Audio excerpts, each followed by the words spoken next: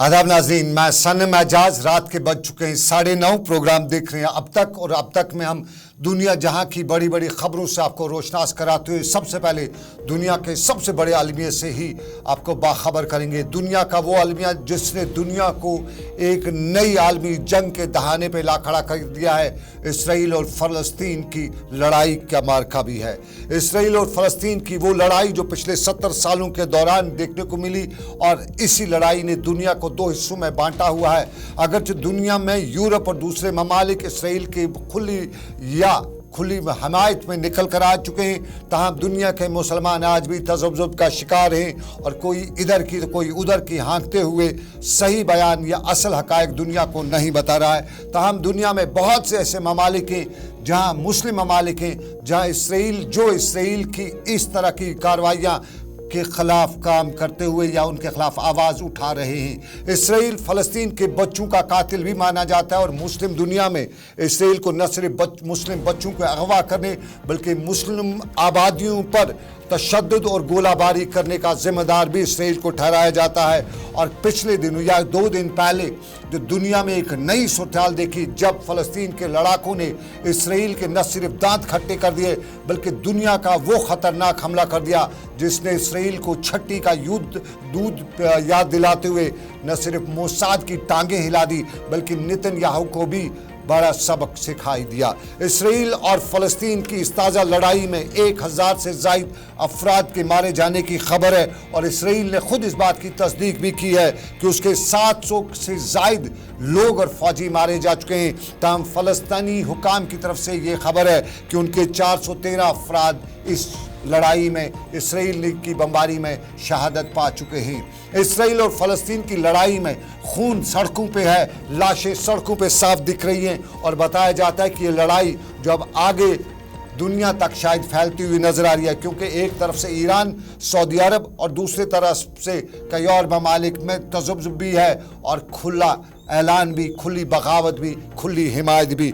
ताहम 2 लाख के करीब फ़लस्तीन पिछले 24 घंटों में फ़लस्तीन की गाज़ा पट्टी और दूसरे शहरों से हिजरत करते हुए आस पड़ोस के मुस्लिम ममालिक की तरफ कूच कर रहे हैं, और अमेरिका का बहरी जो बेड़ा है वो भी इसराइल की हिमायत के लिए इसराइल के नज़दीक पहुंच चुका है। और बताया जाता है कि वाइट हाउस ने इन बातों की भी तस्दीक की है कि सारी लड़ाई में अमेरिका के भी कुछ शहरी मारे जा चुके हैं।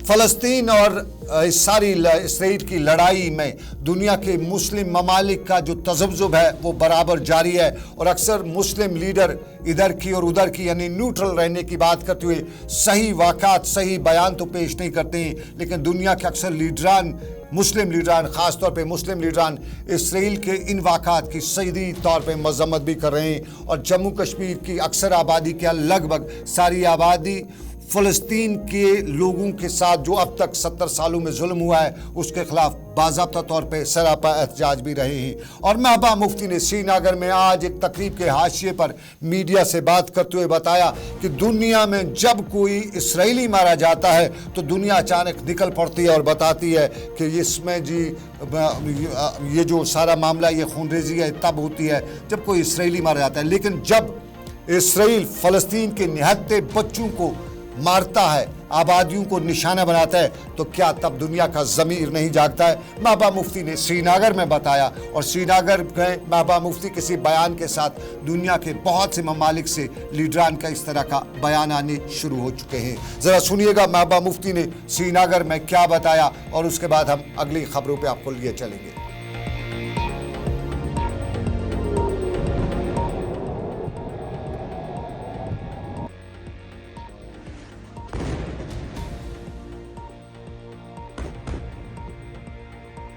इजरायली कोई मर जाता है हमें भी दुख है, हमें भी तकलीफ है, मगर उसी वक्त आपका ज़मीर क्यों जागता है जब फ़लस्तीन के बच्चे, बूढ़े, बच्चियां, जवान 12 साल के, 13 साल के इजरायली की गोली के शिकार होते हैं, तब आपका ज़मीर क्यों नहीं जागता है? मैं ये जानना चाहती हूँ। और आज बड़े बड़े उन मुल्कों के लिए भी ये एक सबक है कि आप ताकत के बलबूते पे किसी मुल्क को, किसी कौम को ज़हर नहीं कर सकते।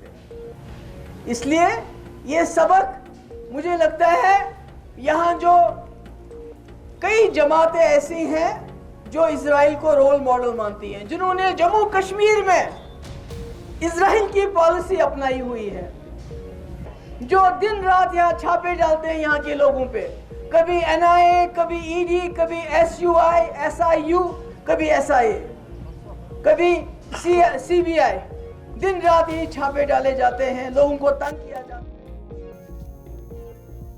चलिए अब जरा कश्मीर का रुख जम्मू कश्मीर का, और जम्मू कश्मीर के सोपोर और खनमू के इलाके में आज रेड पड़ी। ये इनकम टैक्स की रेड थी और सोपोर से लेकर खनमू तक कई तजारती इदारों के दफ्तरों पर पड़े इन छापों के दौरान इनकम टैक्स ने हुकाम ने बताया है कि इन फैक्ट्री मालकान और ताजरान ने इनकम टैक्स के मामले में अपनी तफसीलात फराहम नहीं की थी, और यही वजह है कि आज वहाँ छापेमारी की गई और इनकम टैक्स के मामलात में गफलत और लापरवाही का मुजाहरा करने पर छापे और तलाशी कार्रवाई अमल में लाई गई।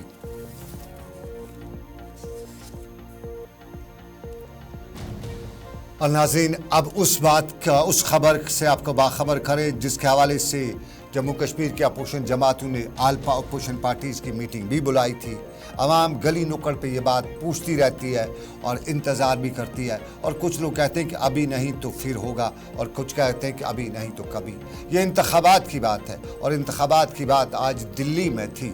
मुल्क की 5 रियासतों के इंतखाबात के लिए तारीखों का आज ऐलान किया जा रहा था, और तारीखों का ऐलान करते हुए जब बात जम्मू कश्मीर की आई तो इलेक्शन कमिश्नर ने इस पर अपना जवाब भी दिया। एक अखबारी नुमाइंदे ने सवाल पूछा जब इलेक्शन कमिश्नर बता रहे थे कि दूसरी रियासतों में किस तारीख को इलेक्शन होंगे, किसको काउंटिंग होगी और किस तारीख को नतीजे आएंगे, तो उसके दौरान एक मीडिया के नुमाइंदे ने इलेक्शन कमिश्नर से सवाल पूछा कि जम्मू कश्मीर के लोग भी इंतखाबात की बात करते हैं, तो जवाब आया कि जम्मू कश्मीर में मुनासिब वक्त पर इंतखाबात मुनक्कद किए जाएंगे।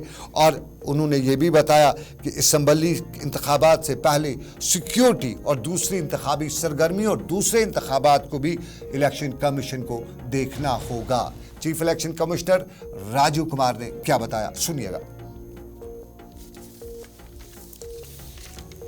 Related to Jammu and Kashmir Assembly elections, it's been a long time since we've been waiting for you to announce the polls. What is holding up the Election Commission in announcing these polls? And have you had any discussions with the government on scheduling of these polls? Can you just introduce yourself? I'm Bharti Jain from the Times of India. Thank you. Yeah, second row or left.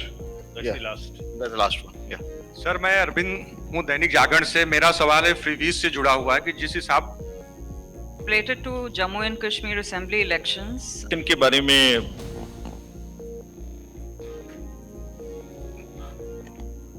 जो भी सही समय होगा commission के नजर में security and other elections in this state which are also simultaneously डू के साथ में देख के इसका निर्णय आपको सूचित करेंगे जैसे भी हम करें। फ्रीबीज के बारे में, इनके बारे में Rajiv Kumar chief election commissioner Delhi में इंतखाबी तारीखों का ऐलान कर रहे थे। जम्मू कश्मीर की बात आई तो कई फैक्टर देखने की उन्होंने बात की, लेकिन श्रीनगर में उमर अब्दुल्ला ने इसी फैक्टर को लेकर प्रेस कॉन्फ्रेंस भी की, और श्रीनगर में उमर अब्दुल्ला ने अपनी इस प्रेस कॉन्फ्रेंस के दौरान बताया कि ये कौन सा फैक्टर है, फेयर फैक्टर ही है, उमर अब्दुल्ला ने बताया। और उमर अब्दुल्ला ने श्रीनगर में इस प्रेस कॉन्फ्रेंस के दौरान मुनासिब वक्त पर इलेक्शन कराने और सिक्योरिटी का जायजा लेने के बाद फैसला लिए जाने के हवाले से इलेक्शन कमिश्नर ऑफ इंडिया से सवाल भी पूछ लीजिए कि वो वजूहात बताइए, सामने रखें जिनकी बिना पर इलेक्शन बार बार मुलतवी कराए जाते हैं। उमर अब्दुल्ला ने बताया कि अगर सरकार, इलेक्शन कमिश्नर पिछली बार ये भी बता चुका है कि उन्हें जम्मू कश्मीर में वैक्यूम नजर आ रहा है। सरकार बता रही है कि बार बार दावे कर रही है कि जम्मू कश्मीर में सया आ रही, जम्मू कश्मीर में सब कुछ नॉर्मल है, तो फिर इलेक्शन कमीशन इंतखाबात की तारीख क्यों नहीं दे रहा है? वजाहत करनी पड़ेगी इलेक्शन कमीशन को, ये बताया उमर अब्दुल्ला ने कि क्यों ऐसा हो रहा है। और उमर अब्दुल्ला ने यह भी बता डाला कि अगर पार्लिमानी इंतखाबात भी नहीं हो पाते, अगर कांग्रेस बीजेपी नई दिल्ली में सरकार बनानी ना होती तो फिर पार्लियामानी इंतखाबात भी नहीं होते। सुनिएगा उमर अब्दुल्ला श्रीनगर में क्या कुछ बता रहे थे प्रेस कॉन्फ्रेंस के दौरान। इलेक्शन करने की इजाजत नहीं दी जा रही है, सीधी सी बात है ना। जहां उनको कल तक वैक्यूम नजर आ रहा है, आज उनको फैक्टर्स नजर आ रहे हैं। मैं यही चाहता हूं ना कि आपके लोग जो वहां हैं दिल्ली में, जब वो इन प्रेस कॉन्फ्रेंसेस में बैठते हैं तो जरा थोड़ा सा हिम्मत करके सवाल पूछें। अगर फैक्टर है तो हमें कम से कम इतना तो बताइए ना कि व्हाट आर द फैक्टर्स। क्या गवर्नमेंट ऑफ इंडिया ने आपको इलेक्शन करने की इजाजत नहीं दी है? क्या वो आपको सिक्योरिटी प्रोवाइड नहीं कर रहे हैं? क्या वो आपको वोटिंग के मशीन नहीं दे रहे हैं? क्या फैक्टर है, हम भी जानना चाहेंगे। क्या इतने खराब हालात हो गए हैं कि अब 96 के मुकाबले में आज आप इलेक्शन नहीं करा सकते हो? क्या आपके हालात 2014 के फ्लड्स के बाद और ज्यादा खराब हो गए हैं? उस वक्त तो फ्लड्स के बाद आप बड़ी शिद्दत से इलेक्शन कर रहे थे। मुझे याद है मैंने उस वक्त गवर्नमेंट ऑफ इंडिया से गुजारिश की थी, मैंने कहा मुझे कुर्सी पे बैठने का इतना खास शौक है नहीं, आप गवर्नर रूल ही रखिए, लेकिन कम से कम इलेक्शन को डिले करिए ताकि लोग पानी से बाहर आएं, अपने मकान दोबारा बनाएं, अपने बिजनेसेस दोबारा कायम करें। और उस वक्त गवर्नमेंट ऑफ इंडिया ने कहा कि नहीं, we can not delay elections by even one day. वो फैक्टर नहीं था, लेकिन आज उनको अचानक फैक्टर नजर आ रहे हैं। ये इलेक्शन कमीशन को आखिरकार जम्मू कश्मीर के लोगों को जवाब देना होगा कि वो यहाँ के लोगों को जमहूरियत से। बात उमर ने की जमहूरियत की, बात उमर ने इंतखाबात की और इलेक्शन कमीशन को बिलाखिर जवाब देना होगा, ये बताया उमर अब्दुल्ला ने। लेकिन हम भी आपको बताएं कि एक छोटा सा तिजारती वक्फे का वक्त हो चला है। इसी तिजारती वक्फे के बाद हम लेकर आएंगे और भी खबरें आपके साथ। महबूबा मुफ्ती ने इंतखाबात पर भी बात की है और CBI ने पत्नीटॉप में भी ज़मीन के घोटाले पर सवाल उठाए हैं। और उसके साथ साथ आपको बताएंगे कि हमारे हेल्थ सेक्टर में कितनी तंजुली, कितनी तकर्रुरी और कितनी तरक्की हुई है।